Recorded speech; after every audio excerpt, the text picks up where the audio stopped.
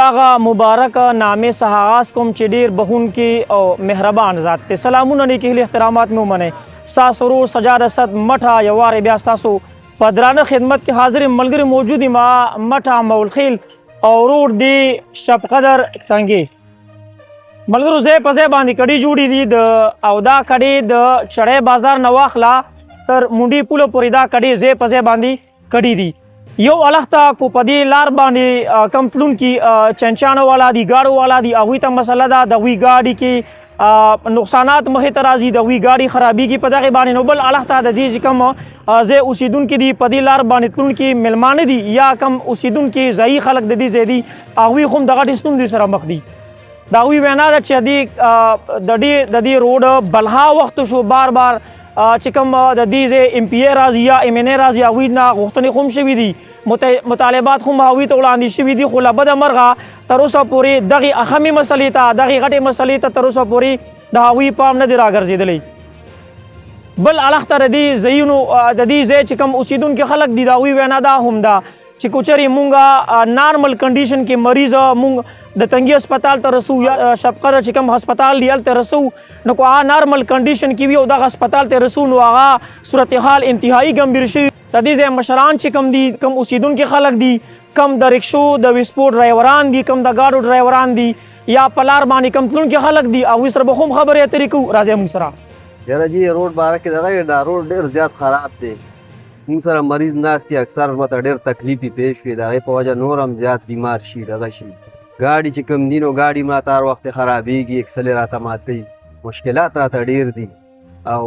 ډېر تکلیف دی راته مهرباني وکړئ دا راته لږ جوړ کړئ. ما سمیع الله نوم دی او د وسپېډ ډرایور یم. د تقریبا د چړۍ نه واله د غونډې پورې دا روډ ډېر سخت خراب دی. پوه شو موږ په اکثر ډېری چلو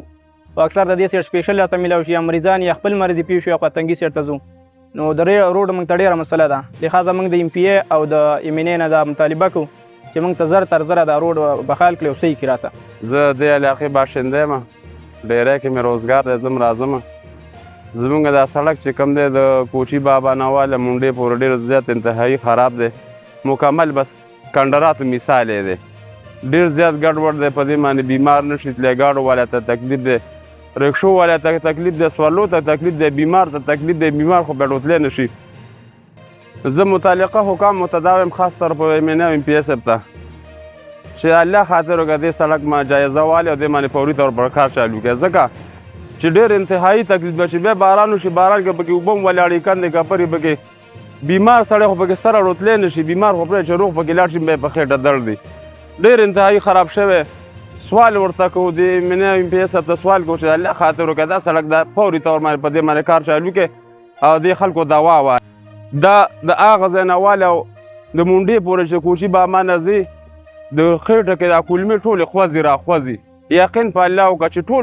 انسانانو ته بیماري جوړه کړه ډېر زیات خفه دي. ټول مزدور کار یو زه کار دپاره چې کار دپاره موږ ځو نو کم از کم چې موږ د 20 منټ فاصله ده ډېرې پورې هغه موږ په یو غنټه کې چې کم دی کور کوو. نو دې باره کې لکه تنګي نه د سور پل نه واله تر د تنګي منډې پورې چې کوم واټر دی هغې پورې چې کوم زموږ دا روډ دی دا مکمل به انتهایي خراب دی. نو مونږ دې باره کې چې کوم دی حکومت ته دا درخواست کوو چې زموږ دا روډ باندې د کار وکړی شي ولې چې په دې کې هر رنګه مریض راتلی شي په دې کې یو داسې بیمار راتلی شي چې هغه مونږ ډېری ته رسو یا مونږ تنګي هسپتال ته رسو نو هغه مونږ ته په لاره کې نور هم زیات شي. مونږ خو چې د دې شبقدر اوسېدونکي مونږ خو لکه دا لار ده مونږ خو په دې لاره باندې هر وخت کې روانې او ګاډي هم راله خراب کړل مطلب دا چې تاسو ته وګوره زموږ دا ګاډي په کمال باندې ګړي دي. بله خبره دا ده چې موږ وروره پکې وزن وړو ماربل پکې وړو نو مهرباني وکړئ چې موږ له زم دا لار پخه شي نو دا به تاسو یو غټه مهرباني موږ سره دا اوس موږ تنګي ته روان یو مطلب دا دی چې موږ به څومره په عذابېږو د دې روډ د لاسه. بله خبره دا ده چې دا چې جوړ وی نو موږ به دومره وخت به زموږ نه لګېدلې موږ به مطلب دا چې ډایرکټ بدلې راتلې خو غاښونه هم د وړو ویستل زنانه هم چې کوم دی نو کنډم یې کړې. اوس دا روډ چې کوم دی نو د منډې نه واله تر د چړۍ سکوله پورې وړاندې نو مهرباني وکړې دا روډ راته جوړ کړې ځکه چې ستاسو 11 کال د حکومت روان دی په پاکستان کې دون حکومت چا هم نه دی کړی لکه پی ټي آی چوک زنانه یې ماشومان یې بیماران یې دا ټول چې کوم دی نو په ډېر زیات نقصان کې دي او دا سړک دی چې کوم دی نو د دې چړۍ نه د منډې پورې جوړ شي. په شپکه د ډیری کې ګزګار کوو، موږ ته د روډ ډېر غټ تکلیف دی او زمونږ ایم این او این پی ایس صاحب ته دې حکومت کې چې څومره دغه دي زمونږ ته دا خواست دی چې موږ ته دا روډ برابر کړي. موږ ته د مریضانو موږ ته ډېر غټ تکلیف دی. زمونږ چې د ډیری پورې 10 منټه لګي نو زمونږ نیمه ګنټه لګي، داسې ګومونډۍ ته ځو نیمه ګنټه لګي نو ګنټه لګي. او زمونږ ماشومانو ته هم تکلیف دی، زمونږ زنانو ته هم تکلیف دی. نو ستاسو به ډېره غټه غټه مهرباني وي، زمونږ تاسو ته دا خواست دی، سوال درته کوو چې دا روډ راته ساس کې ستاسو ډېره ډېره مهرباني.